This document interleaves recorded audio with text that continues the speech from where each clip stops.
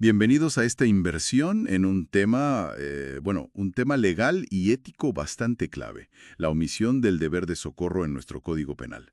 Vamos a explorar juntos unos puntos de una lección de derecho penal para ver cuándo exactamente nos obliga la ley a intervenir si alguien está en peligro. Exacto. El objetivo es desmenuzar un poco qué implica este delito, las distintas caras que tiene en la ley y por qué genera cierto debate, ¿no? Sobre todo en cuanto a qué bien jurídico se busca proteger realmente. Vamos a ver desde la obligación general hasta el caso específico de los sanitarios. Entendido. Pues vamos a ello. Empecemos por la base, por el concepto. La ley a veces nos pide actuar para proteger ciertos valores, ciertos bienes jurídicos, cuando alguien corre peligro y podemos evitar un daño. Pero antes de meternos en el debate que mencionas, eh, ¿qué es exactamente eso del bien jurídico protegido? O sea, ¿qué valor busca salvar la ley aquí? Buena pregunta para empezar. El bien jurídico protegido es ese interés fundamental que la norma penal quiere defender. En este caso, hay división de opiniones, la verdad. Algunos juristas señalan la solidaridad humana como ese bien. La solidaridad humana, vale. Sí. Otros, en cambio, argumentan que esa solidaridad es más bien el camino, el medio, para proteger bienes que son más concretos, ¿sabes? Bienes individuales. La vida, la integridad física, la libertad. Entiendo. El Tribunal Supremo, ha intentado como conciliar un poco las posturas. Indica que se requiere tanto faltar a ese deber de solidaridad, Ajá. como que esa falta ponga realmente en riesgo la vida o la integridad física. Pero claro, esto tiene críticas. Me imagino. Hay quien dice es la solidaridad, que es un concepto más bien moral, un bien jurídico en sí mismo.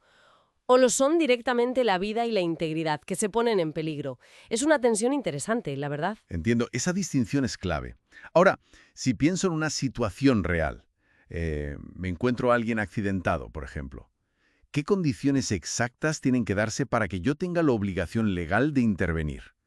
Siempre que pueda hacerlo sin ponerme yo en riesgo, claro. Claro, eso es fundamental. Para que se aplique el tipo básico, el del artículo 195.1, tienen que darse varios elementos. Primero, una persona desamparada, o sea, que no puede salvarse por sí misma. Vale, Segundo, que esté en un peligro manifiesto y grave. Tiene que ser evidente y tiene que ser importante el peligro. manifiesto y grave, de acuerdo. Tercero, que quien puede ayudar no lo haga, teniendo capacidad real para ello. Y cuarto, y esto es crucial, que prestar la ayuda no suponga un riesgo propio ni para otros. La ley no pide heroicidades, ¿eh? Nadie te pide ser un superhéroe. Exacto.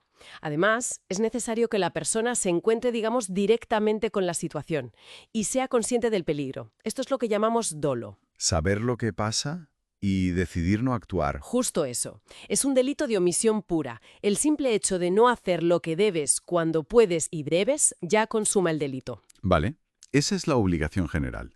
Pero la cosa se complica si resulta que fui yo quien causó el peligro, ¿verdad? Aunque fuera sin querer. ¿Cómo cambia eso la situación? Exacto. Ahí entramos en los supuestos agravados del artículo 195.3. La pena es mayor si quien omite el auxilio es quien ha causado la situación de peligro. Se distinguen dos escenarios. Uno es el accidente fortuito, algo imprevisto, ¿no? Un fallo mecánico del coche, por ejemplo. Aquí no hay culpa penal en el accidente en sí, pero sigue existiendo el deber de socorrer. Aunque no fuera culpa mía el accidente. Eso es, y el otro escenario es un accidente causado por imprudencia, ya sea leve, menos grave o grave. Aquí, lógicamente, el deber de socorro es aún más fuerte, porque tú has creado ese riesgo inicial. Hay un detalle en el texto que me llamó la atención. Si la víctima muere en el acto, como en el ejemplo de ese conductor, Gregorio, que atropella a alguien, muerte instantánea y se va. No le condenan por omisión de socorro.